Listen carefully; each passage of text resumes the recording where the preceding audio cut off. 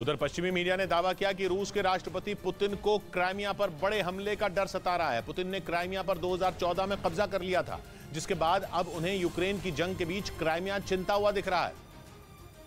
क्योंकि यूक्रेन में रूसी सेना का हाल देखकर जेलेंस्की के भी हौसले बुलंद हो गए। वो समझ गए हैं कि पुतिन अपनी सेना का जितना डर दूसरे देशों को दिखाते थे वो हवा हवाई था, जबकि जंग में उतरी उनकी सेना पूरी तरह फिसड्डी साबित हुई। और इसी वजह से कुछ ही दिनों में जंग जीत लेने का दम भरने वाले पुतिन के जवान 1 साल से ज्यादा वक्त से यूक्रेन में जूझ रहे हैं। पश्चिमी मीडिया के मुताबिक रूसी सेना की ऐसी पिटाई देखकर ही जेलेंस्की की नजरें क्राइमिया की तरफ उठ गईं और वो क्राइमिया को वापस छीनने के लिए बड़ा हमला कर सकते हैं, जिसके बाद क्राइमिया हाथ से जाने के खौफ से पुतिन परेशान है और उन्होंने क्राइमिया को बचाने के लिए तैयारियां भी शुरू कर दी हैं। पश्चिमी मीडिया ने दावा किया कि पुतिन की सेना ने क्राइमिया के समुद्री किनारों की किलेबंदी तेज कर दी, ताकि अगर यूक्रेन की सेना हमला करे तो रूसी सैनिक उसका जवाब दे सकें।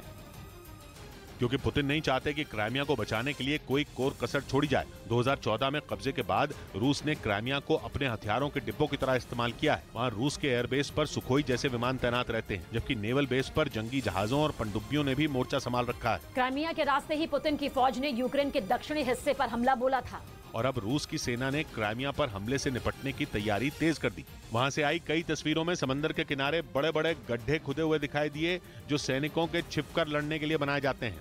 इसके साथ ही कई तस्वीरों में लकड़ी के ऊंचे बैरिकेड बने हुए भी नजर आए।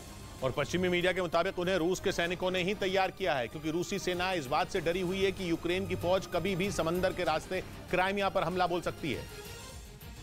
और अगर उससे मुकाबला करने की तैयारी पहले ही नहीं की गई तो क्राइमिया रूस के हाथ से निकल जाएगा, क्योंकि यूक्रेन पर हमले के बाद से क्राइमिया पर भी हमले बढ़े हैं, जिनके पीछे यूक्रेन का ही हाथ माना जाता है। कुछ रोज पहले भी वहां के सेवेस्तोपोल नेवल बेस और एक एयरबेस पर अटैक होने की खबर सामने आई थी। तब दावा किया गया था कि दोनों जगहों पर ड्रोन से मिसाइलें दागी गई थी और ये हमला यूक्रेन नहीं किया था। कहा जा रहा है कि इसी के बाद पुतिन क्राइमिया को लेकर सावधान हो गए। उन्हें ये चिंता सताने लगी कि यूक्रेन समंदर के रास्ते भी हमला कर सकता है, और इसीलिए उन्होंने क्राइमिया में मौजूद अपने जवानों को उसकी किलेबंदी करने के काम पर लगा दिया। इस बीच पश्चिमी मीडिया ने यह दावा भी किया कि क्राइमिया पर हमला यूक्रेन के साथ साथ पश्चिमी देशों पर भी भारी पड़ सकता है, क्योंकि क्राइमिया पर हमला हुआ तो पुतिन गुस्से में परमाणु बम भी दाग सकते हैं, जिसकी धमकी वो अमेरिका और यूरोप के देशों को कई बार दे चुके हैं। लेकिन पश्चिमी मीडिया ये आशंका जता रहा है कि क्राइमिया पर हमला हुआ तो वो ऐसा करके दिखा भी देंगे, क्योंकि पुतिन का गुस्सा कर्ज ब्रिज पर हुए हमले के बाद पूरी दुनिया ने देखा था। ये ब्रिज रूस को क्राइमिया से जोड़ता है, जिसे पिछले साल धमाका करके उड़ाने की कोशिश की गई। और कर्ज ब्रिज पर हुए उस हमले के बाद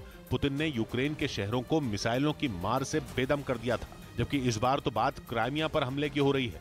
इसी वजह से यह आशंका जताई जा रही है कि ऐसा हुआ तो पुतिन परमाणु बम दाग देंगे।